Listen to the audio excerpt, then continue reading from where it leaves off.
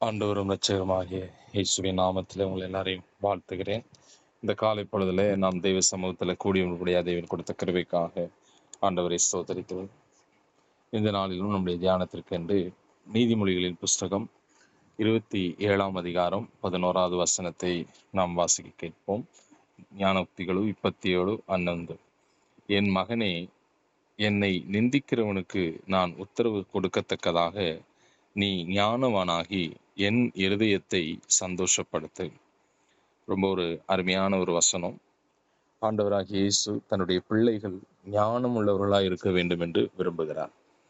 எப்படி உலக பிரகாரமான தாய் தகப்பனா இருக்கிற நாம நம்முடைய பிள்ளைகள் ஞானம் உள்ளவர்களாய் நடக்க வேண்டும், ஞானம் உள்ளவர்களாய் வாழ வேண்டும் என்று விரும்புகிறோமோ, அதே போல நம்முடைய பரம தகப்பனாகிய ஆண்டவரும் தன்னை விசுவாசிக்கிற ஒவ்வொரு பிள்ளைகளும் ஞானமாய் நடக்க வேண்டும் என்று அவர் விரும்புகிறார். ஏனென்றால் அவர் தம்முடைய சாயலாக மனிதனை சிருஷ்டித்திருக்கிறபடினால தான் சர்வ ஞானியாய் இருக்கிறது போல தன்னுடைய பிள்ளைகளாகிய ஜனங்களும் ஞானமுள்ளவர்களாய் இருக்க வேண்டும் என்று அவர் எதிர்பார்க்கிறார். ஸோ இந்த காலை பொழுதிலே நாம் எப்படிப்பட்டவர்களாய் இருக்கிறோம் என்பதை நாம் நிதானித்து அறிய வேண்டும். பிரியமானவர்களே, அநேக விஷயங்களிலே நாம் ஞானம் இல்லாமல் நடக்கிறபடினால நம்முடைய தகப்பனாகிய ஆண்டவருக்கு துக்கத்தை அல்லது வேதனையை கொடுக்கிற பிள்ளைகளாக நாம் காணப்படுகிறோம். ஒரு சில காரியங்களில் நாம் ரொம்ப ஞானமா நடக்கிறோம், ஆவிக்குரியவங்களா இருக்கிறோம், சத்திய வசனம் என்ன சொல்லுகிறதோ அதன்படி நம்ம நடக்கிறோம். அப்பொழுது ஆண்டவருக்கு அது மகிமையையும் ஆண்டவருக்கு சந்தோஷத்தையும் கொடுக்கிறதாக இருக்கிறது. இதே ஞானோக்திகளும் இதே நீதிமொழிகள் 10வது அதிகாரம் 1வது வசனம் இப்படியாக சொல்லுகிறது: ஞானமுள்ள மகன் தகப்பனை சந்தோஷப்படுத்துகிறான், மூடத்தனமுள்ளவனோ தாய்க்கு சஞ்சலமாயிருக்கிறான் என்று சொல்லுது. நமக்கு தாயும் தகப்பனும் அவர் தான். ஆகவே நம்ம ஞானமா நடந்தோம் அப்படின்னா நம்ம அப்பாவுக்கு சந்தோஷத்தை கொடுக்குறோம்.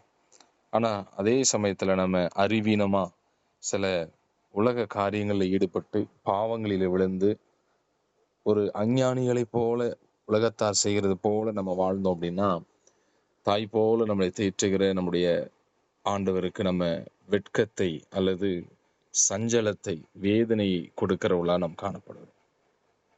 ஆகவே இந்த காலை பொழுதுல நாம் மனம் திரும்பி ஒரு தீர்மானத்தை எடுக்கணும்.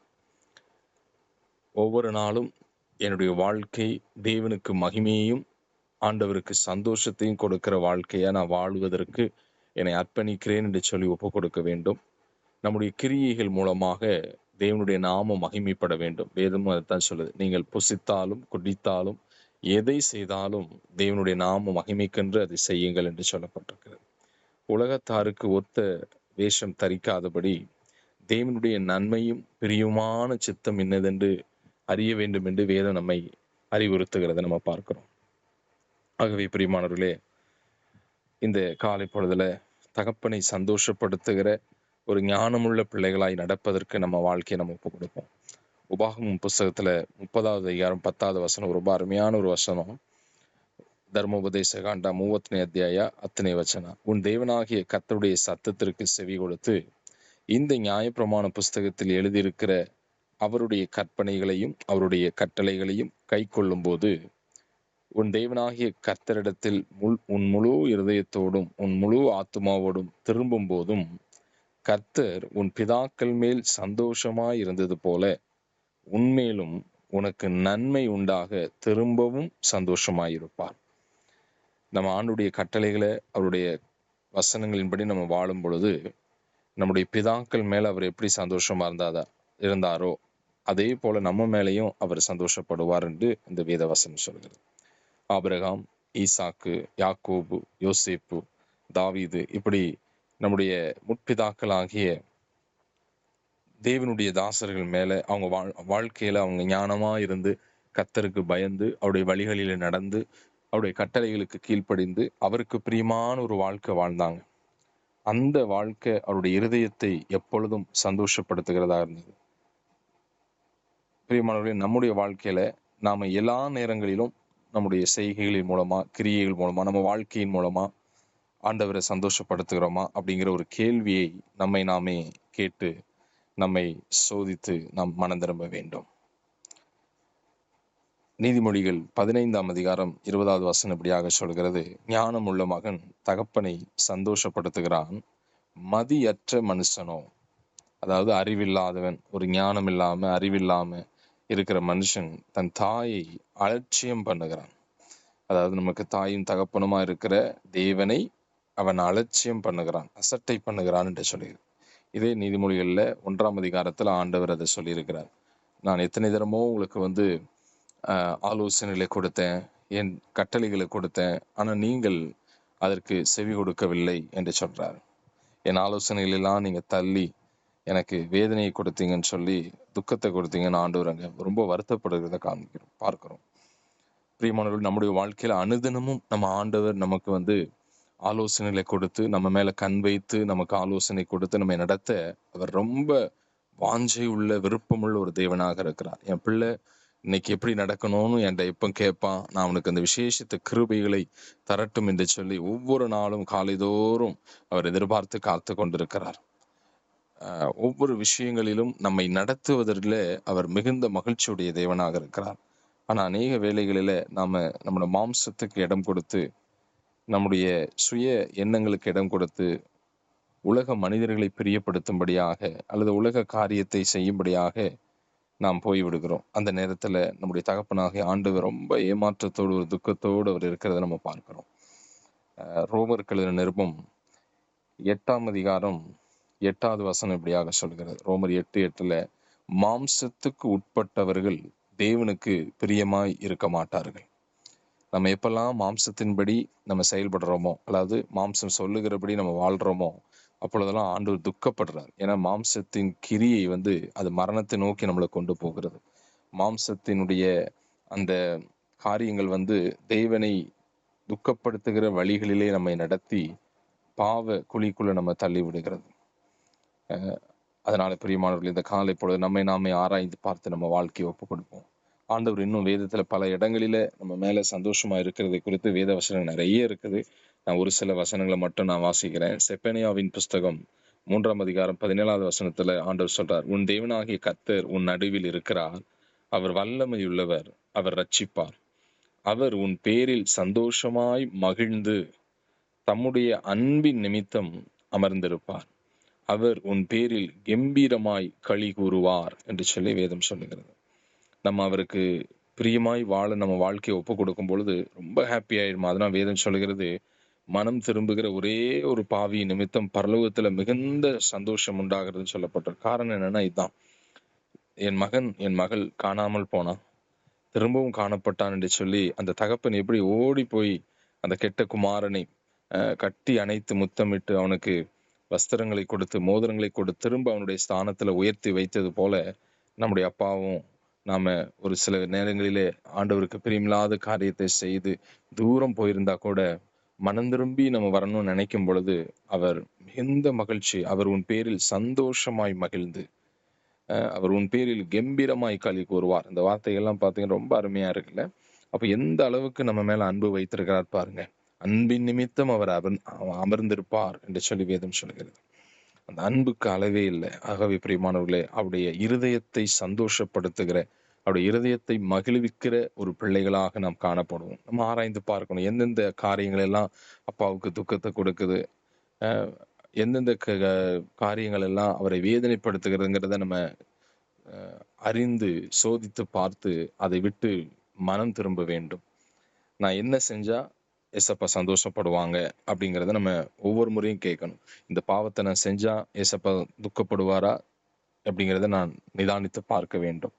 ஒவ்வொரு காரியங்களை செய்வதற்கு முன்னாடியும் இப்படிப்பட்ட ஒரு காரியங்களை நம்ம பார்க்கணும். சகரியாவின் புஸ்தகம் 4ஆம் அதிகாரம் 10வது வசனத்தில் இப்படியாக சொல்லப்பட்டிருக்கிறது, அற்பமான ஆரம்பத்தின் நாளை யார் அசட்டை பண்ணலாம், பூமி எங்கும் சுற்றி பார்க்கிறவைகளாகிய கர்த்தருடைய 7 கண்களும் செருபாபேலின் கையில் இருக்கிற தூக்கு நூலை சந்தோஷமாய் பார்க்கிறது என்றார்.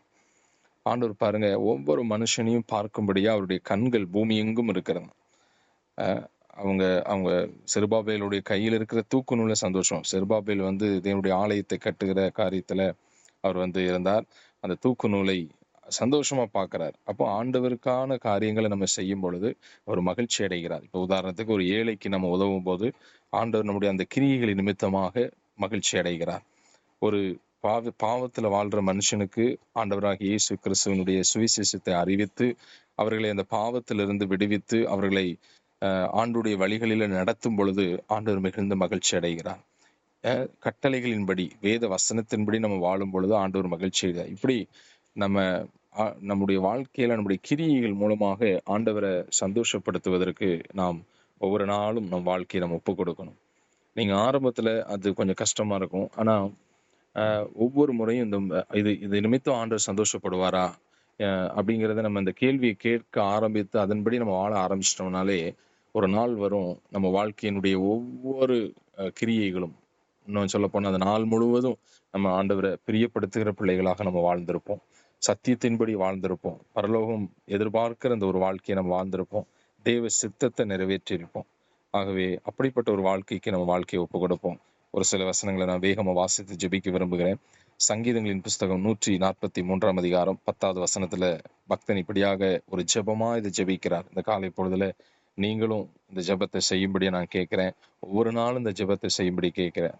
உமக்கு பிரியமானதை செய்ய எனக்கு போதித்து அருளும். எது ஆண்டவருக்கு பிரியம் அப்படிங்கிறத நம்ம அவர்கிட்ட இருந்து லேர்ன் பண்ணணுமா, அவர்கிட்ட இருந்து கற்றுக்கொள்ள வேண்டும்.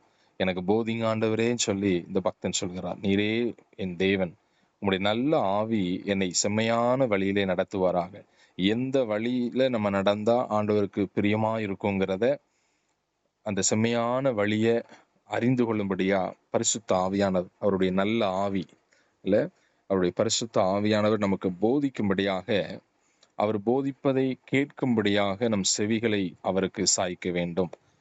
அதாவது அவருடைய சத்தத்துக்கு கீழ்ப்படியணும். அவருடைய இன்ஸ்பிரேஷன், அவருடைய லீடிங், அவர் கொடுக்கிற அந்த வழி நடத்துதலுக்கும் அவருடைய அந்த எதிர்பார்ப்புக்கும் நம்ம விட்டு கொடுத்து நம்ம வாழும் பொழுது அவருக்கு பிரியமான ஒரு வாழ்க்கை வாழ முடியும். ஆண்டவரே அதை எனக்கு கற்றுத்தாங்க, அதை எனக்கு போதிங்க அப்படின்னு சொல்லி இந்த பக்தன் கேட்கிறது. இதே மாதிரி நம்முடைய வாழ்க்கை நம்ம கேட்கும்போது நம்ம வாழ்க்கை தேவனுடைய நாமத்துக்கு மகிமையாகவும் ஆண்டவருக்கு பிரியமாகவும் மாறும். பிரியமானவர்களே, சங்கீதம் 147:11 இப்படியாக சொல்கிறது, தமக்கு பயந்து தமது கிருபைக்கு காத்திருக்கிறவர் மேல் கர்த்தர் பிரியமா இருக்கிறார். யார் மேலெல்லாம் கர்த்தர் பிரியமா இருக்கிறாருங்கிற அந்த இதுலதான் இந்த வசனத்தை நான் வாசிக்கிறேன். முதலாவது, அவருடைய கிருபைக்காக காத்திருக்கிறவர்கள் மேல ஆண்டவர் ரொம்ப பிரியமா இருக்கிறார். ரெண்டாவது, மாம்சத்துக்கு உட்பட்டவர்கள் தேவனுக்கு பிரியமா இருக்க மாட்டாங்க. அப்போ மாம்சத்துக்கு உட்படாம நம்ம ஆவியின்படி நடத்தப்பட்டோம் அப்படின்னா ஆண்டவர் ரொம்ப சந்தோஷமா இருப்பார். ரோமர் 8:8 இந்த வசனத்தை நம்ம வாசித்தோம் இல்ல. ஸோ கிருபைக்கு காத்திருக்கிற மேல ஆண்டவர் சந்தோஷமா இருப்பாரு. மாம்சத்தின்படி நடவாமல் ஆவியின்படி நம்ம நடக்கும் பொழுது ஆண்டவர் நம்ம மேல பிரியமா இருப்பாரு. மூணாவதாக 2 கொரிந்தியர் 9:7 வசனம் அதுல சொல்லப்பட்டிருக்குது, அவனவன் விசனமாயும் அல்ல கட்டாயமாயும் அல்ல, தன் மனதில் நியமித்தபடியே கொடுக்க கடவன், உற்சாகமாய் கொடுக்கிறவனிடத்தில் தேவன் பிரியமாயிருக்கிறார். அப்ப ஆண்டவருக்காக கொடுக்கிற விஷயத்துல, ஏழைகளுக்கு கொடுக்கிற விஷயத்துல, இல்லாதவர்களுக்கு தேவையுள்ளவர்களுக்கு கொடுக்கிற விஷயத்துல நம்ம அதை செயல்படும் பொழுது ஆண்டவர் ரொம்ப சந்தோஷப்படுறாராம். அதனாலதான் நேற்று அக்கா சொல்லிட்டு இருக்கும்போது அவங்க சர்ச்சில் இருக்க ஒரு ஃபேமிலி பத்தி சொன்னாங்க. எந்த ஒரு தேவையை குறித்து, ஊழியத்தின் தேவையை குறித்தோ இல்ல தேவையுள்ள ஜனங்களுடைய தேவைகளை சொல்லும் பொழுது உடனே இதுல எங்களுடைய பங்கு இருக்கட்டும் சொல்லி ஒரு காணிக்கைய அல்லது அந்த சப்போர்ட் அவங்க கொடுக்கறத பத்தி அவங்க சொன்னாங்க. அது எனக்கு ரொம்ப ஒரு உற்சாகமாக இருந்தது. எஸ், நானும் அப்படிப்பட்ட எந்த ஒரு தேவை எனக்கு முன்பாக வைக்கப்படும் பொழுது, நான் கேள்விப்படும் போது அதுல என்னுடைய பங்கு, ஒரு சின்ன பங்கு, ஒரு 100 rupees ஆவது அதுல இருக்கணும் அப்படிங்கிற ஒரு தீர்மானத்தை நானும் எடுத்தேன். அதனால பிரியமானவர்களே, அது நமக்கு கொடுக்கப்படுகிற ஒரு பெரிய ஒரு வாய்ப்பு. தகப்பனை சந்தோஷப்படுத்துவதற்கு நமக்கு ஒரு வாய்ப்பு. அது அந்த சான்ஸை நம்ம மிஸ் பண்ணாதபடி நாம் தேவனுடைய ஊழியங்களுக்கும், மிஷன் ஊழியங்களுக்கும், ஏழை எளிய ஜனங்களுக்கும், இல்லாதவர்களுக்கும், தேவை உள்ளவர்களுக்கும் நம்ம கொடுக்கணும். ஈவன் வெளியில கூட நம்ம போகும்போது சில பேர் நம்மகிட்ட தர்மம் எடுக்க வர்றாங்க. தேவைக்காக, அவங்க சாப்பாட்டுக்காக கேட்க வர்றாங்க, பல காரியத்துக்கு கேட்குறாங்க. அவங்களுக்கு நம்ம நம்மளால முடிந்த ஒரு காரியத்தை நம்ம அவங்களுக்கு செய்யணும். சில நேரம் பணமா நம்மளால கொடுக்க முடியாது. ஒரு சாப்பாடு நம்ம வீட்டில் செஞ்சிருக்கிறத கொடுக்கலாம், நம்மகிட்ட இருக்கிற நல்ல ட்ரெஸ்ஸை கொடுக்கலாம், நம்மகிட்ட இருக்கிற எந்த ஒரு பொருளையாவது நமக்கு அவங்களுக்கு தேவையா, அவங்களுக்கு உபயோகமா இருக்கும்னா அதை நம்ம கொடுத்து கொண்டே இருக்கணும். இன்னும் சொல்லப்போனால் என்னுடைய ஆசையெல்லாம் வாழ்நாள் முழுசும் கடைசி மூச்சு இருக்கும் வரை எதையாவது தேவனுடைய ராஜ்யத்துக்காகவும் ஜனங்களுக்காகவும் கொடுத்து கொண்டே இருக்கணும்னு சொல்லி என்னுடைய ஆசை. என்னுடைய வாட்ஸ்அப் டீப்ல கூட அதை நான் வச்சிருக்கேன். Born to serve God and பீப்புள்னு போட்டிருக்கேன், சோல்ஸ்ன்னு. அதாவது தேவனுக்கு ஊழியம் செய்யும்படியாகவும் மனிதர்களுக்கு சேவை செய்யும்படியாகத்தான் நான் பிறந்திருக்கிறேன்ங்கிற அந்த அர்த்தத்துல அந்த ஸ்டேட்டஸ் நான் வச்சிருக்கிறேன். ஸோ பிரியமானவர்களே, அது கர்த்தருக்கு பிரியமா இருக்குங்க. ஆண்டவர் சொல்றார், உற்சாகமாய் கொடுக்கிறவனிடத்தில் தேவன் பிரியமாய் இருக்கிறார், ரொம்ப சந்தோஷப்படுறார். ஆகவே அந்த ஜெனரஸ் ஹார்ட், அந்த கொடுக்கிற இருதயத்தை ஆண்டவர்கிட்ட நம்ம கேட்போம். கடைசியா 2 வசனத்தை வாசிப்போம். கொலோசியர் 3ஆம் அதிகாரம் 20வது வசனத்துல சொல்லப்பட்டிருக்கு, பிள்ளைகளே உங்கள் பெற்றாருக்கு எல்லா காரியத்திலையும் கீழ்ப்படியுங்கள், இது கர்த்தருக்கு பிரியமானது. இந்த வசனத்தை நம்ம பிள்ளைகளுக்கு சொல்லுவோம். ஆனா இது நமக்கு தான் அந்த வசனம். பிள்ளைகளுக்கும் இருக்குது, ஆனா நமக்கு, நம்ம ஆவிக்குரிய பெற்றோராய் இருக்கிறவர்களுக்கு, நமக்கு ஒரு தாய் தகப்பன் ஸ்தானத்துல இருந்து ஆலோசனை சொல்லுகிறவர்களுக்கு, ஈவன் உலக பெற்றோர் கூட சில நன்மையான காரியங்களை சொல்லும் பொழுது அதை நம்ம கேட்கறது இல்லை, கீழ்ப்படுகிறது இல்லை. அப்படிப்பட்ட ஒரு இதயம் நம்ம வாழ்க்கையில் இருக்கக்கூடாது. அவங்க நல்ல காரியங்களை சொல்லும் பொழுது அதுக்கு கீழ்ப்படியுள்ளாய் நாம் காணப்பட வேண்டும். இன்னும் சொல்லப்போனா ஆவிக்குரிய தகப்பனா தாயா இருக்கிறவங்க, சில பேர் நாங்கள் ஊழியக்காரங்க ஆவிக்குரிய தாய் தகப்பனா இருக்கிறோம். சில பேருக்கு அவங்களுடைய ஃப்ரெண்ட்ஸ், ஆவிக்குரிய ஃப்ரெண்ட்ஸ் ஒரு தகப்பன் ஸ்தானத்துலேருந்து தாய் ஸ்தானத்துலேருந்து சில ஆலோசனை சொல்லுவாங்க. அப்போ அதுக்கு நம்ம கீழ்ப்படியணும், அதை கேட்கணும். அப்படி கேட்கும் பொழுது அது கர்த்தருக்கு பிரியமா இருக்குதான். ஏன்னா அந்த ஆலோசனைகள் தேவனிடத்திலிருந்து வருகிறபடினால, நாங்க ஆவிக்குரிய தாய் தகப்பனா இருக்கிற நாங்க சொல்லுகிற ஆலோசனைக்கு நீங்கள் கீழ்ப்படியும் பொழுது அது ஆண்டவருக்கு கீழ்ப்படிவதற்கு சமானம். அதை கர்த்தர் பிரியமா இருக்கிறார் என்று சொல்லி வேதம் சொல்கிறது. ஆனா யோசித்து பாருங்க, எத்தனையோ முறை நமக்கு ஆவிக்குரியவங்களா இருக்கிறவங்க சொல்ற ஆலோசனைகளை நம்ம அசட்டை பண்ணிருக்கிறதுனால தேவனை நாம் துக்கப்படுத்தி இருக்கிறோம். ஸோ இன்றைக்கு நாம் மனம் திரும்பி நம்ம வாழ்க்கையை ஒப்பு கொடுப்போம். ஒரு ஆவிக்குரிய தாய் தகப்பன்கிற ஸ்தானத்தில் இருக்கிற யாராக இருந்தாலும் அவர்கள் சொல்லுகிற ஆவிக்குரிய காரியங்களுக்கு அவங்க சொல்றது சத்தியத்தின்படி இருக்கும் பொழுது தேவனுக்கு பிரியமா இருக்கும்படியாக நம்ம அதற்கு கீழ்ப்படிந்து நம்ம வாழ்க்கையை ஒப்பு கொடுக்கணும். எபிரேயர் 11:6 சொல்லுகிறது, விசுவாசம் இல்லாமல் தேவனுக்கு பிரியமாய் இருப்பது கூடாத காரியம். அப்போ நம்ம விசுவாசம், ஆண்டவர் மேல நம்ம வைக்கிற அந்த விசுவாசம் அவருக்கு சந்தோஷத்தை கொடுக்குறான். என் பிள்ளை என்னை நம்புறான் அப்படின்னு சொல்லி. இந்த உலகப்பரமா இருக்க தாய் தப்பனாகி நம்ம பிள்ளைங்களுக்கு ஏதாவது ஒரு காரியத்தை நம்ம வாக்கு பண்ணுவோம். அப்பாவை நம்புடா, அம்மாவை நம்புவான், நான் உனக்கு நான் சொன்னேன்ல, நான் செய்யறேன், உனக்கு நான் வாங்கி தருவேன், என்னை நம்பு அப்படின்னு சொல்லும்போது அந்த பிள்ளைகள் நம்பும் பொழுது நமக்கு எவ்வளவு ஒரு மகிழ்ச்சியா இருக்குல்ல.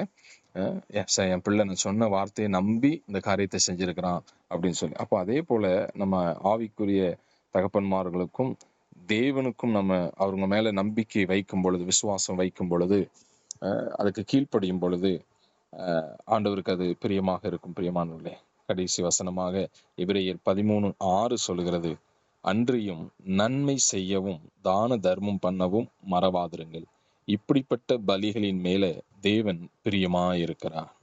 கர்த்தருக்கு ஸ்தோத்திரம். நம்ம நன்மை செய்யணும்.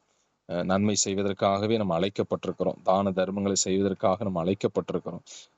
ஸோ அந்த வெசல் ஆஃப் கிவிங்கா நம்ம இருக்கணும். கொடுக்கிற பாத்திரமா நம்ம இருக்கணும். பெற்றுக்கொள்கிற பாத்திரம், வாங்குவதை பார்க்கிலும் கொடுப்பதே நல்லதுன்னு வேதம் சொல்லுகிறது. அதனால இந்த விஷயங்கள் எல்லாம் ஆண்டவர் ரொம்ப சந்தோஷமா இருக்கிறார். அவருக்கு காத்திருக்கிறவங்க மேல சந்தோஷமா இருக்கிறாரு.